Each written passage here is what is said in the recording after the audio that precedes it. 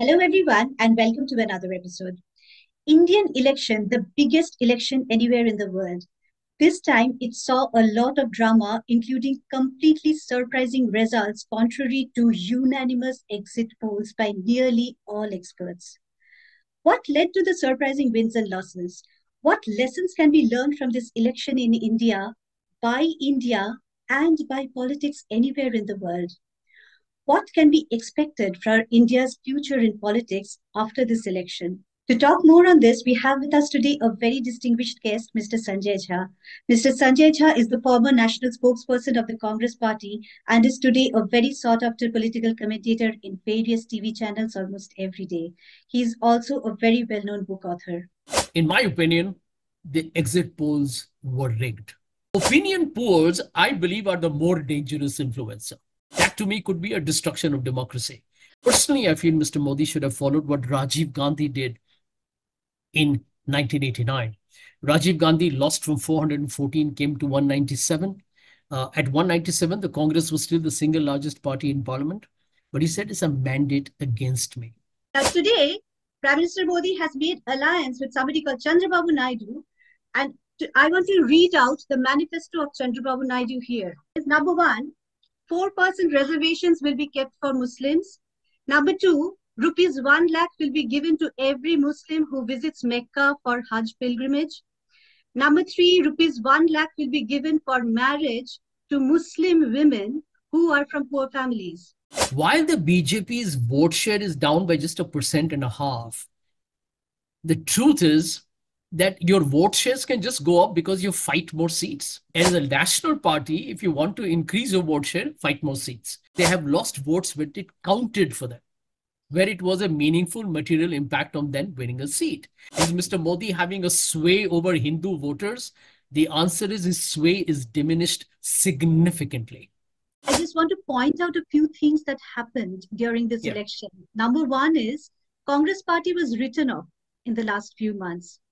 For the past 10 years, all mainstream media, which reaches the greatest amount of remotest parts of India and the greatest number of population, they have been demonizing the opposition as if the existence of opposition is a threat to national interests in India. Every opposition is a threat to national interests in India. That's how they have been portraying it screamingly day and night. I want to ask you, Sanjay, do you think there is a lesson to be learned from this, not just by India, but by politics anywhere in the world? People are ridiculing Rahul Gandhi, but he's still at it. He's still doing the Bharat Jodo Yatra. He still does the Bharat Jodo Nyaya Yatra. And despite being abused by the BJP, he's still speaking without any bitterness in him. Also means that Mr. Naidu believes that he can be a better prime minister than Mr. Modi. Number one, don't trust the RSS at all. Where was Mr. Bhagwat when Manipur was burning for the last 1 year? Has he woken up because the BJP lost both the seats in Manipur? At one point of time, Prashant Kishore had called you and asked you to join the TMC. I would like to ask you what really happened and why didn't you join TMC? So, hello, Sanjay. Wonderful to have you again on my show and good to speak to you always. Pleasure, Jaya, and thanks for inviting me again. And I'm really looking forward to our chat. Wonderful, me too. I'll start with the exit polls, and which all of them unanimously went wrong. But I will have to tell my audience that for the past few months, you have been writing articles where you have specifically said that there is going to be a hung parliament, and both the alliances are going to be in the 200s. NDA will not cross 300. These were your words. So congratulations to you for saying that, one of the very few people who were correct. But my question here is, what do you think of this culture of exit polls and opinion polls, where you can come back later and say it was a mistake, but what you have done is, in the crucial time at the run-up to the elections, you have analyzed those wrong numbers and you have been debating that, analyzing that, screeching on that and saying how the opposition's manifesto is wrong based on that, how Rahul Gandhi's Padayatra is useless, how great are the ruling party's policies, how great are Prime Minister Modi's speeches because they are so successful based on those opinion polls. And even if you actually say that that has not influenced voters, what it has definitely done is it has completely demoralized an already weak opposition, where party workers thought that there's no hope in fighting this. There is not even a point in fighting these elections. How far do you think that has influenced these elections? And how far do you think it is ethical to let that happen in subsequent elections in future?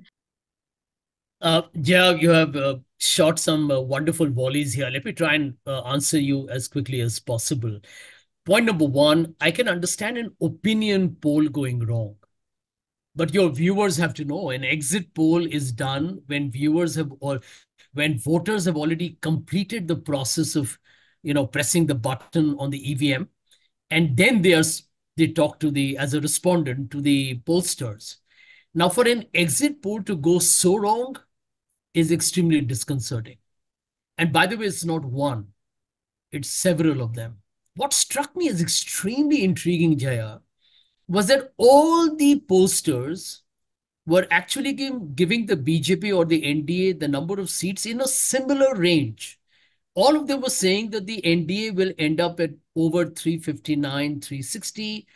Some said, they will cap at around 370. Others, of course, went even more aggressively overboard and said they will cross 400, which is exactly what Mr. Modi had wanted when he began the election campaign. That to me was weird. And as they've been proven wrong, one thing is established beyond doubt. And I'm going to give you some pretty from the heart, but it's a breaking news content. In my opinion, the exit polls were rigged. It Okay, is very possible, Jaya, that's very that interesting. these You're saying they pollsters, were cooked they up were rigged. numbers. I'm telling you straight, if there is an investigation into the exit polls, you'll find not one, but probably all of them were adjusted figures. To what extent what they adjusted will depend upon what their original findings were. But my sense is that these can't be the original findings. Because, I mean, these guys also are supposed to have some reputation. Now, here is where I felt is the real conspiracy. You see, if all four of them say that they were wrong, then technically nobody's reputation is damaged because, hey, we underestimated the silent voter. And, very often people don't speak the truth. You can justify it through several rationale that you can manufacture. But you see, if supposing one of them had been different, then that person could have been either wrong or would have been the hero today. But the fact that all four of them or five of them decided to go one way, that was some kind of a buffer that we know we are doing something maybe unethical. We know it's probably something wrong. And if it is proven wrong, which they probably knew in their hearts it would be, they could all say, well, it's not just me, right? We all went wrong. So And what now is I need to add, oh no, Jay, one more point. I need to add this point. The exit polls link up to the huge stock market rise that followed. And maybe that would be your next question. I leave it to you. Yeah. Yeah, that's not my next question. My point was, what is the incentive? So, are you saying the incentive was the stock market, or was the incentive to please the prime minister, or was the incentive to influence voters or influence the environment? Well, I can tell you the influence factor is over because by that time the voting is really done, the campaign is over. So the influence factor is zero. At the most, you make the opposition depressed for another few days, and you make Yeah, the the opinion polls were also showing completely different things, and based on that, also discussions went on for some time. Personally, I feel there should be a public interest litigation in the Supreme Court, which should say, and I'll definitely talk to people about it, which should say that there needs to be a complete disclosure and transparency on opinion polls. Because opinion polls, I believe, are the more dangerous influencer because they can actually make people decide who to vote for by creating some kind of a psychological pressure or gaslighting. That to me could be a destruction of democracy. I'll come to the next question, which is an interesting point. That this whole election, Prime Minister Modi fought with trying to scare the voters with the fact that if opposition Congress comes to power, they are going to give reservations to Muslims. They are going to allocate a lot of funds to Muslims to propagate their religion. They are to the point of they will go into your locker and snatch away part of your jewelry and give it to Muslims. They will take your buffalo, one of your buffaloes, and give it to Muslims to that extent. Now, today, Prime Minister Modi has made alliance with somebody called Chandrababu Naidu. And I want to read out the manifesto of Chandrababu Naidu here. It says, number one, 4% reservations will be kept for Muslims. Number two, rupees 1 lakh will be given to every Muslim who visits Mecca for Hajj pilgrimage. Number three, rupees 1 lakh will be given for marriage to Muslim women who are from poor families. Number four, rupees 5,000 will be given every month for mosque maintenance in the state. And number five, new land will be provided for building Eidgahs and graveyards for Muslims in every town. I'm not disputing whether there are merits to this or not, but what I want to say is this is exactly the kind of things Modi was putting a fear on people about Congress's manifesto, which did not exist, and he made alliance with somebody who has these exact things in their manifesto. And it is not something sprung up after elections. They were campaigning together based on this manifesto. So what are your thoughts on it, and how should voters view it who actually found a lot of connection with those, a large number of people found connections with those speeches of Modi, putting the fear in them? Well, Jaya, the first thing that it tells you is that this current NDA arrangement is a fragile and a highly frangible coalition. Now, how long it will last is anybody's guess. Mr. Modi, as you rightly pointed out, made this entire election unprecedented in terms of polarizing the election. Here was for the first time in our entire parliamentary or political history, the prime minister of the country was accused of hate speech. What Mr. Modi has successfully done is that he's created a certain hardliner. I don't know whether the word would be fundamentalist, but definitely he's created a certain, shall we say, band of people who are now what you call in psephology as his core vote bank. But I think he has been rejected by large sections of India that haven't bought into his story. Now, look at the numbers carefully. While the BJP's vote share is down by just 1.5%, the truth is that your vote shares can just go up because you fight more seats. So you might get 10,000 votes here and 20,000 Okay. votes there. They aggregate to a That's an certain vote interesting share, point. but they're meaningless, right? They're meaningless. Supposing, Jaya, you and I start a political party tomorrow and we actually spend 5 years campaigning, we win not a single seat, we'll have a vote share to talk about because we will Okay. win something somewhere, right? And in some places we might do well as well. So I think as a national party, if you want to increase your vote share, fight more seats. It's plain That's an interesting, very dummies, interesting point. dummies for election guide. Fight more seats, you get more vote share. I think the real story, therefore, is not that the BJP's vote share has come down by just 1.5%. They got a lot of those votes, frankly, from down south where they were negligible. So from a zero base or a very low base to increase it by 4-5% is not much, right? But in the aggregate, it looks impressive. But they have lost votes when it counted for them, where it was a meaningful material impact on them winning a seat. And this is where I think the larger story emerges. As you rightly asked, is Mr. Modi having a sway over Hindu voters? The answer is his sway is diminished significantly. Significantly. Because let me tell you, he threw the entire kitchen sink at the electorate. To use another American term, he went the whole 9 yards. The people of India have said, nothing doing, nothing doing. And I think this is the biggest victory of the Indian constitution in this election, which is why, Jay, a lot of people tell you that this election is so significant because it has said that Mr. Modi or the RSS or the BJP's Hindutva campaign has got a cap. And maybe that cap has already been reached and is actually already begun to fall. You did everything, right? Article 370. They took credit for the Ram Temple, although it was a Supreme Court verdict. You had the Prime Minister going on and on in this campaign. Lynching deaths happened. You can't imagine the kind of hate speeches we have seen in India over the last 10 years. But I think the large majority of Hindus have said nothing doing because we are all brought up in a certain culture of a collegial life. And I think many people were internally disgusted with it, but because of the environment of fear, they chose to remain silent. Uttar Pradesh, which a lot of the BJP people thought was the next big laboratory of this experiment that they believe worked in Gujarat, said, I'm sorry, sir, go home. Because it's not just Ayodhya that they lost over 40 odd seats there. I think that to me is the story of why Mr. Modi has hit a roadblock and why we will probably see the return. Of course, there's no room for complacency, may I add, but we should see the return of good politics. We should see the return of politics being fought on issues of economy and society and foreign policy and climate change and inequality and jobs, etc., and get India back on the even track.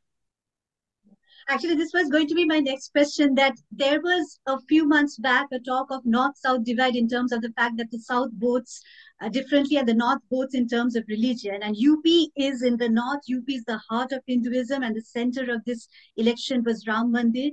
And BJP lost there, which is one of the most unthinkable things. So, what does that say about Indian voters, whether they are from the North or South, or whether they are Hindus or not? So, I think you sort of answered it. If you want to add a few points to that. No, see, I want to add one point, right? That Mr. Modi still has 240 seats. I personally felt that given a miserable track record over 10 years, okay, jobs, food inflation, demonetization, sloppy execution of GST, India's economy, by the way, in the last 5 years has grown by just 4.2%. Uh, Private capital investment really hasn't happened, right? Our neighborhood policy in terms of foreign policy is a complete disaster. I mean, everyone knows that China has literally encircled India. We could not even handle diplomatic relations with Maldives. I mean, what are we talking about here? And then again, you look at the destruction of institutions in this country. I'm telling you, the way every institution of governance in this country has been compromised, it's a joke. A CBI, ED, and income tax are expected to be respected government places doing proper investigation and being in customer service. You know, their job is not to hound people on corruption charges.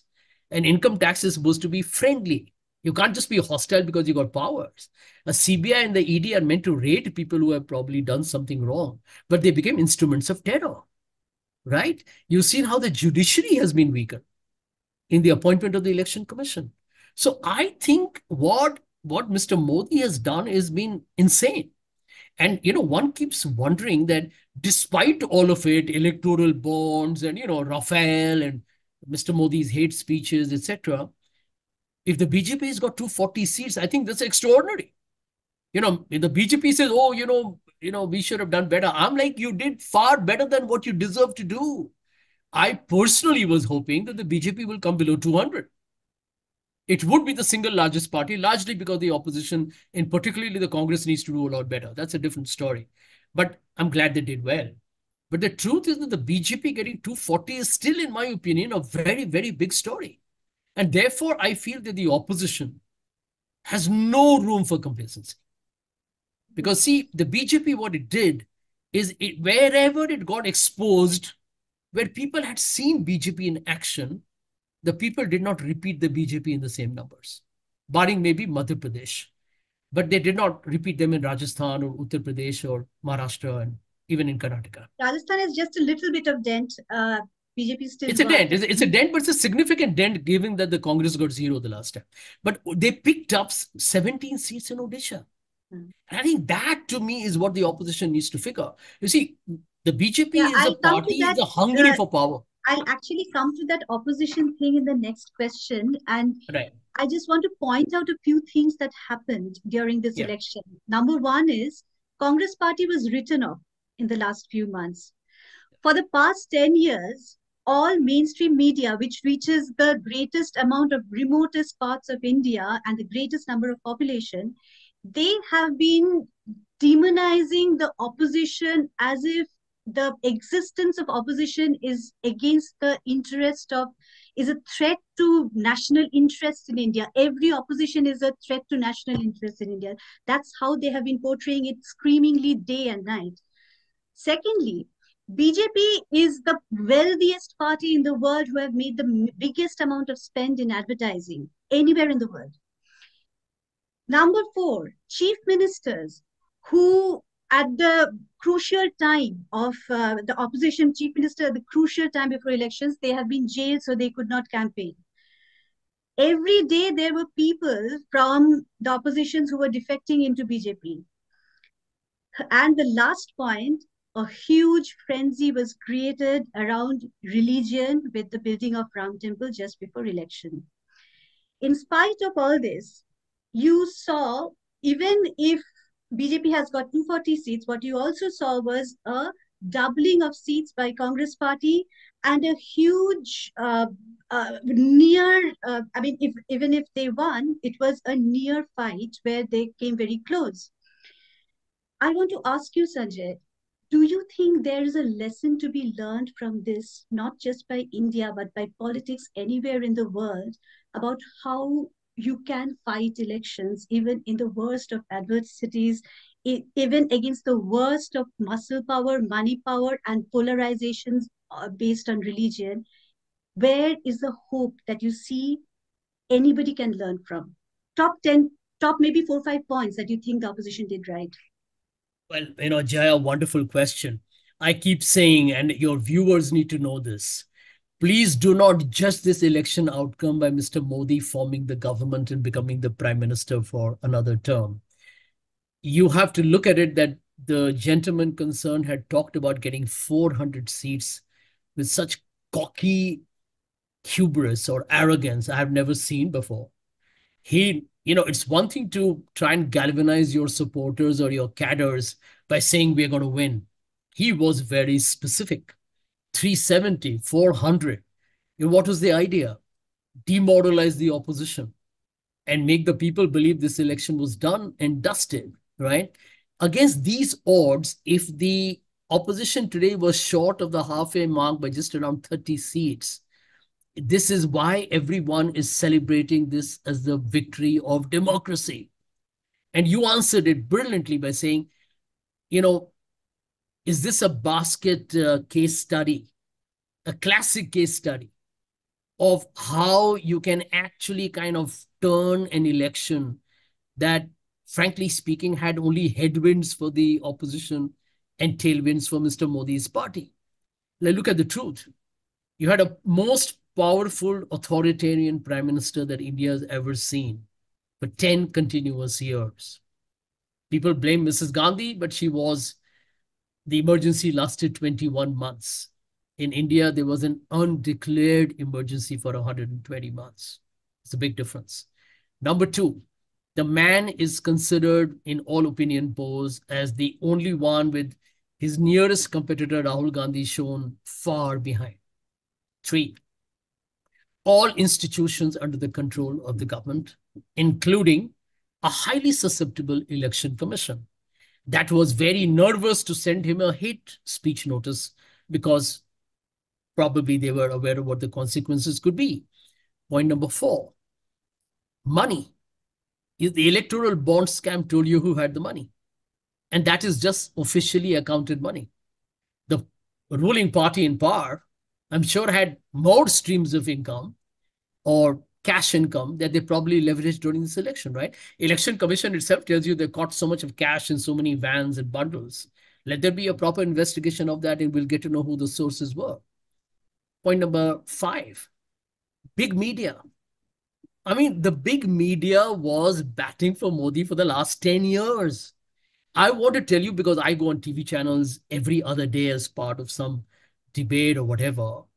I can tell you that if the big media had been independent, Narendra Modi would have lost the election in 2019. And in 2024, he would have been at 100 seats max. You needed an independent media.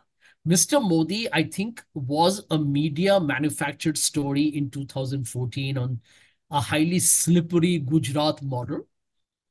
And he won in 2019 on Pulwama Balakot. In 2024, he's still there because the big media has shielded and camouflaged and hidden all his disasters, his failures, his shenanigans, and the works. So for the opposition to win with no media, weak institutions, no money, and a formidable prime minister made into a personality cult, and then The last but not the least, you arrested the opposition leaders. Hemant Soren in jail. There was Jharkhand election. Arvind Kejriwal in jail. Froze the Congress's bank accounts. I mean, everybody, even during the election, was terrorized about what would come on them next. So, what And do I you think think are the top remarkable. three, four things that they did right? The opposition did right that people can learn from. Maybe future India can learn from. Other places in the world can learn from. Yeah, I think what the opposition Jaya did right was number one, better late than never, they stitched an alliance. Remember, Indian democracy is first past the post system. Now, in UP, for example, there was an alliance, not a friendly alliance. It's BJP versus an India alliance, Samajwadi Party, the Congress. In Delhi, Congress and AAP may not have won anything at all, but there was one against the BJP. Maharashtra is the best example, along with UP, of what an alliance can do, right? Uddhav, Sharad Pawar, Congress got together. In Maharashtra, one against one, we ended up winning 31 seats, right? And the same probably played out in Rajasthan, where we did well. Haryana, only one. So I think the whole story was really drafted there. And in a couple of states where they went separate, like West Bengal and Punjab, tactically it ended up being a smart move because it did not help BJP as a party because they could have claimed that if you're anti them, you vote us. So I think the big lesson number one is be united, especially when you're battling in an uneven playing field. Point number one. Point number two lesson is don't fall for the BJP's trap of this aggressive communal and sectarian divide. Focus on the bread and butter issues, but do them with passion and perseverance. Don't do it in a half-baked way. The Congress came up with a great manifesto. It forced Mr. Modi to become its brand ambassador because Mr. Modi talked about it more than the Congress probably in the initial stages. And the Congress got a weapon which was constructive and which had a value for the people, farmers, unemployed women, the poor, Manrega, etc. And they took that to households. I think that became a story. Third, never have political arrogance. Mr. Modi's 400 370 made the common man ask Jaya. The common man are people who are Dalits, Nadivasis, and OBCs, and everyone. They said, you need 270 to do win. Why do you need 400? Where is this hubris coming from? Why does he need 400? He wants to break Rajiv Gandhi's record of 414 votes, but why does he need to do that? So the entire conversation was about, are these guys capable of changing the constitution? Now the BJP says, hey, you try to stoke fear. It's rubbish. It's the BJP leaders on their own, so many of them, from Anant Hegre down to Jyoti Mirda, and there's so many other people who made statements that you need to give us these votes because we want to amend the constitution. And why people wanted to ask Mr. Modi is, why do you want to do it? And they had no answers. So no arrogance, focus on what is your constructive agenda. Don't fall for the BJP trap of communal polarization. And I think at the end of the day, you also realize probably you don't need all that much money to win an election. You also need to be That's an tactful and interesting point. smart. Yeah, I'll give you an example, right? I'm going to recommend to all your viewers, please go to Instagram, follow the INC India account, or even on Twitter, and you'll see the most entertaining 1-minute videos during this election campaign. Full marks, and I've said it publicly to Jairam Ramesh, to my friend Pawan Khera and Supriya Srinath, who together created a digital media campaign that was funny, that was it took on Mr. Modi and the BJP without taking cheap pot shots. It was entertaining. It was focused. It talked to the target audience and it had you laughing away. It goes to tell you that, I just believe the Congress became the cool party of this election. Suddenly, and I have seen and meet a lot of youngsters, right? For a long time during these 10 years, people thought Modi was the cool dude. He's come from nowhere, the rags to riches story in terms of, the man who was at a tea stall becomes the prime minister. Who doesn't like that kind of a story, right? We love it in films. We love it in reality. And I think many people gave Mr. Modi the benefit of doubt. So Mr. Modi became, the big story that India liked. And, for a while, everybody fell for that. I feel the most beguiling, bamboozling con job ever seen in any political parliamentary democracy. Mr. Modi at core always remained, I believe, a hardwired communal character that he flourished in this election that now puts that debate to rest. I don't think anybody can debate that anymore. So here is the point that end of day, I think to win an election, I think the Congress became the cool party. Being secular, being inclusive, being friendly, being funny, and fighting against all odds became the cool. And I think that got a lot of the first time voters, Gen Z in particular. It got a lot of people in India thinking, you know what? I like these guys. Chips are down. People are ridiculing Rahul Gandhi, but he's still at it. He's still doing the Bharat Jodo Yatra. He still does the Bharat Jodo Nyaya Yatra. And despite being abused by the BJP, he's still speaking without any bitterness in him. I think people began to say, you know what? I want my old India back. Hmm. So your point is, more than money, what works is to actually make a connect with a certain coolness, a certain kind of humor.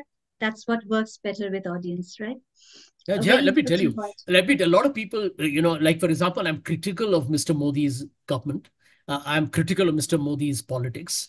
I completely disagree with the ideology they follow, but there's nothing personal. Mr. Modi has made politics in India where he makes the opponent an enemy.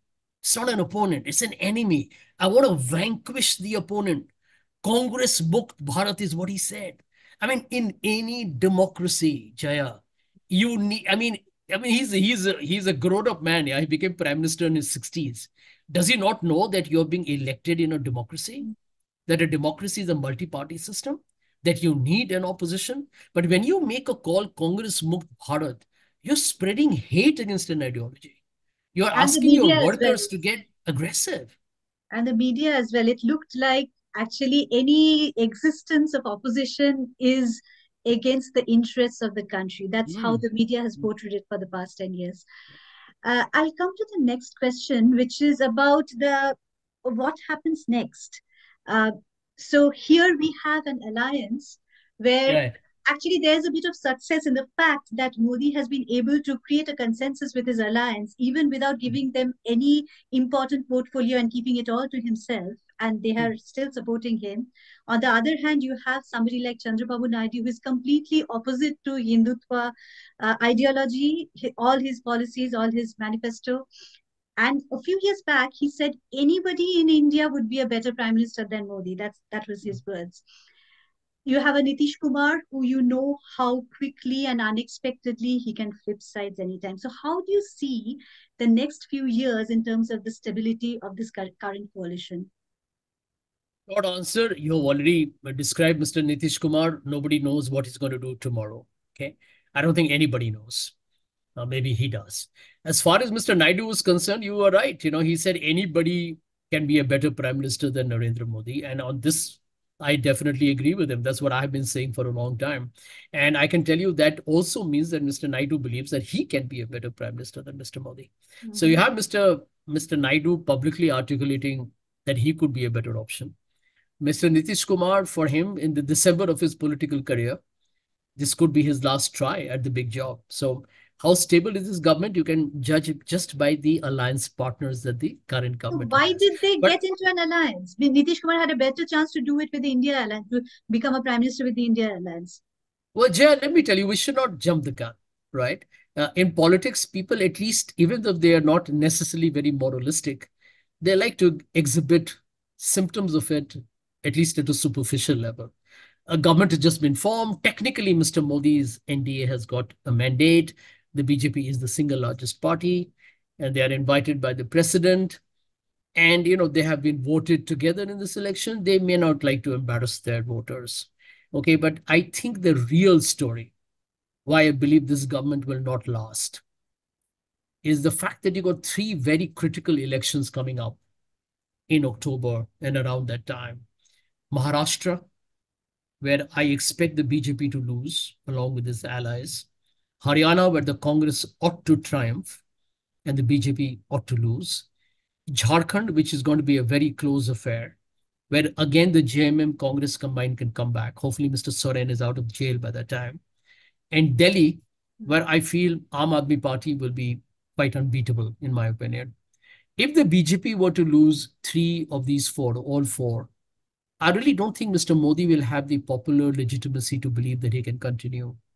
And therefore, my current sentiment tells me that this government will collapse rather quickly. One, internal contradictions. Two allies who don't really agree with the BJP at all, but these are creatures of convenience. And on the other hand, uh, elections, referendums, which will prove as to who really has the moral right to govern. Given the fact that he said 400 and he's down 160 at 240, personally, I feel Mr. Modi should have followed what Rajiv Gandhi did in 1989. Rajiv Gandhi lost from 414, came to 197. At 197, the Congress was still the single largest party in parliament. But he said it's a mandate against me. And he backed out. Mr. Modi can justify to say, I've come from 303 to 240. There's only 63 seats. But you know what? That's still 20% seats lost. It's not a small number.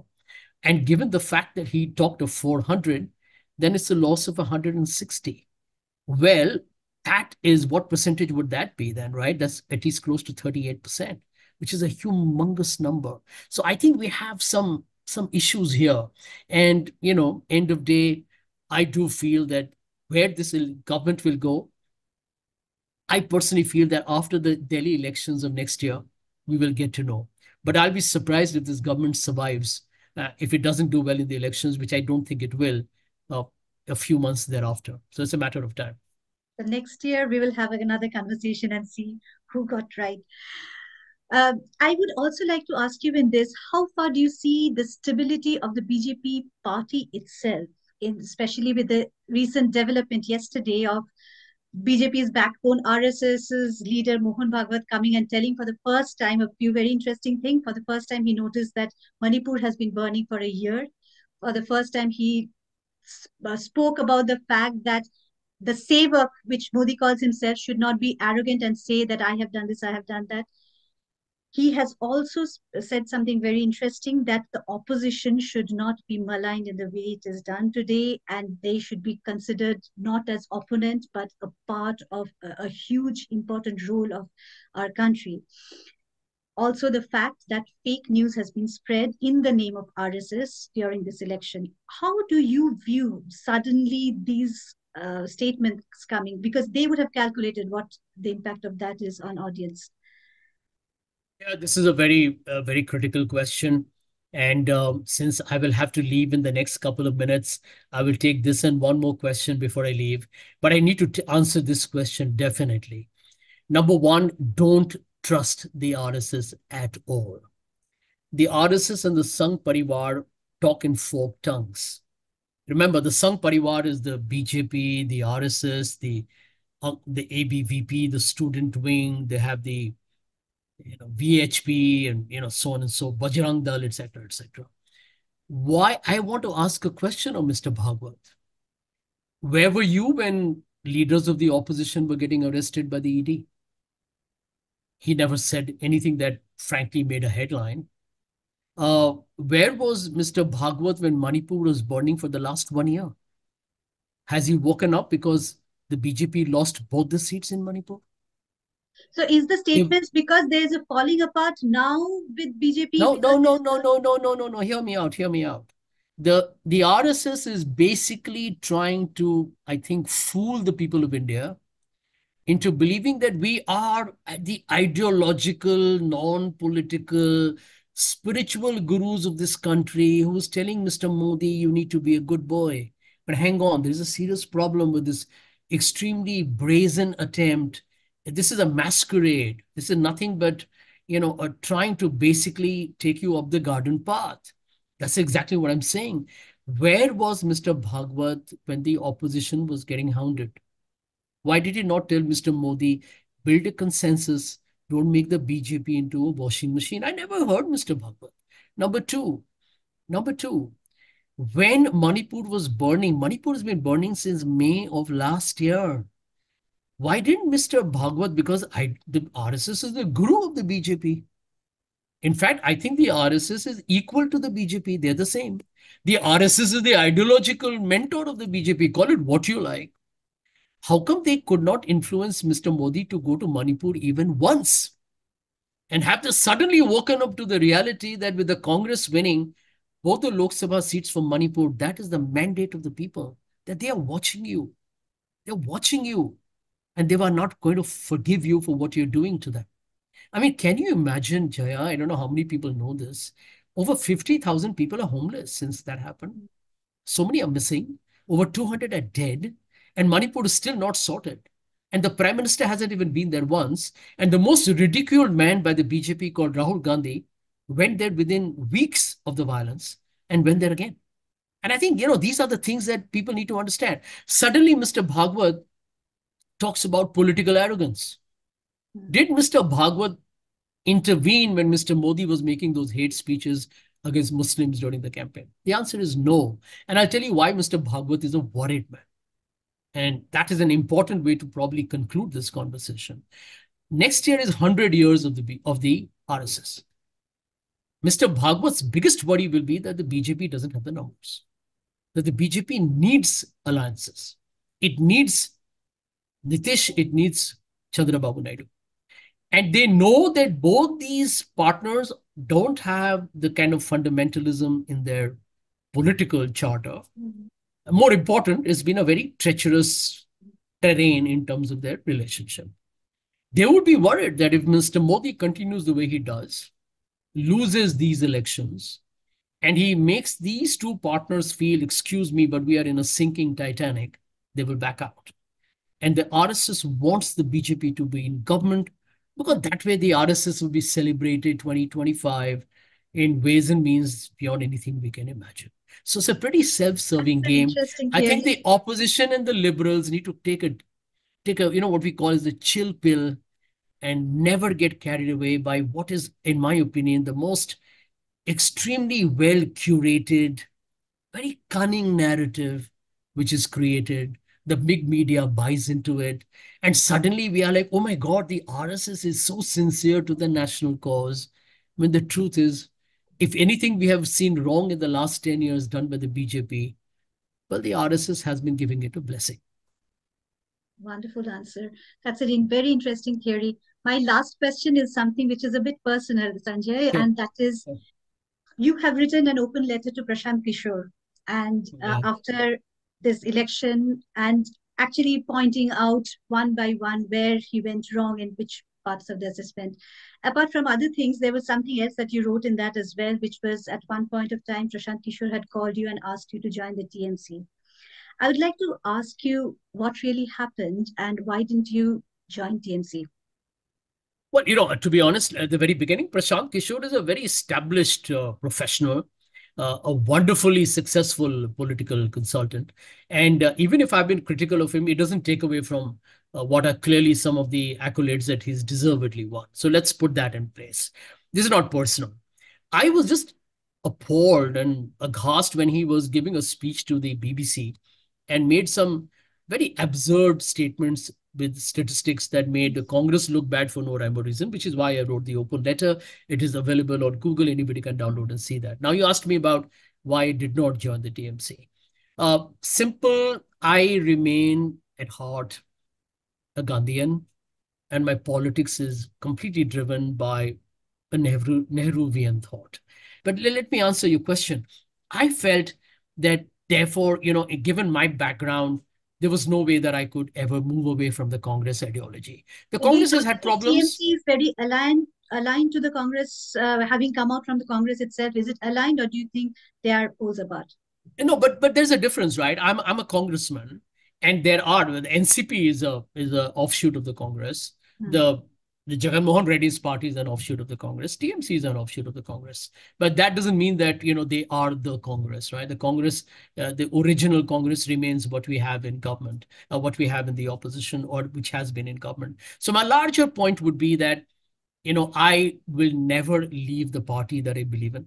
The Congress and I have squabbled on some issues to do with how to fight and win, which I'm glad they're beginning to do now. And trust me, all the sacrifices we have done has probably contributed to the resurrection of the party. So a lot of people who saw us rebels should actually look back and say that we pushed the boundaries. If the Congress has today become cool, Rahul Gandhi is a new political brand, Mr. Kharge has handled a very difficult period very well, and the Congress has focused on the low-hanging fruit. These were the things we wrote. These are the things we talked about. Me, G23, everybody. Of course, some people from G23 moved on. Let's not talk about them. But broadly, people like Shashi Tharoor and others, we all hung in on the same platform, get the Congress back. And I'm delighted to see that happen. So when I got the offer to join TMC, not from Prashant directly, no, somebody very close to Prashant, a veteran parliamentarian Would you in like to terms name? of his I won't reveal the name. Okay. People can guess it. And he approached me. He said, "Listen, join the TMC, and this is going to be the future of the Congress. It'll be a new TMC, just like how TRS has become BRS. Mm. You'll have a TMC with a national character and brand and logo, and we'll have a complete different look and feel, and we'll create new state structures, and you'll be a pivotal player in it." I thought about it only from the reason that when someone tells you, you listen to that idea, right? Mm. But even when I was not happy with the way the Congress was fighting, it was losing Uttar Pradesh, Uttarakhand, Punjab, and Doberks. I was very clear that, the Congress at core has got wonderful people. And I'm not just talking about some good leaders, there's a Karyakartas there. When I see the Congress people fight on social media and they have no political future or they're not looking at something of the kind, they just fight Mm. because they believe in that party. You meet an ordinary guy, and think of the guy in Uttar Pradesh, Jaya, the guy who's been out of power in the state since 1989, Mm. right? And they are even today fighting for the Congress, which is why the Congress has done so well in the Lok Sabha. I think I looked at that party and I said, I can never abandon that for no matter what, attractive, inducements or allurements you throw at me. Because, without your ideology, what are you? And I keep saying that, a politician without an ideology is like a car without an engine. You don't go anywhere. You remain where you are. And frankly, you're worth nothing. That's a wonderful answer, Sanjay. Such a candid answer. And so, are we going to see you never going to any other party and sticking to Congress no matter what the future? Well, I can tell you, I'm saying so publicly. I'm with the Congress. I am, and I will be. The Congress also knows that. I am not going to divulge any private conversations. of people there I'm connected to, they know it too. And yes, to be honest, the Congress has been wonderful to me even during this time. Okay, a lot of people have reached out to me in a very warm, in a very pleasant relationship. Yes, I have asked for a more crucial and a critical role in the party, and ask for the party to figure that out. And Okay. So, are we going to see you in a more hands-on role in Congress from here on? Can we I do assume? believe that in politics, when you cross 60 in the corporate world, you retire. In politics, they still consider you to be a You young start your Turk. life there. Yeah, it's a young Turk, man. So, we are pretty much in the game. We'll see what happens, but I want to give my best. And more important, I want to see India being a liberal country, a secular country, a democratic country where, the BJP can exist, no problem. But let's not make each other into enemies. And I think we need to drive fear and hate out of this country. I'm very passionate to do that. No fear, no hate. If there is a Congress government tomorrow, nobody should be fearful of criticizing it. And if there's a Congress government tomorrow, it should not polarize people for winning. That's it. Wonderful. So wonderful to talk to you, Sanjay. Thank you. And Same here. so eye-opening things, a lot of them that you've said here. I'm sure the audience is going to love this very much. Thanks so much for joining. Speak to you Thank again you. soon. Thank you. Thank you. Yeah. Talk soon. Bye. Bye.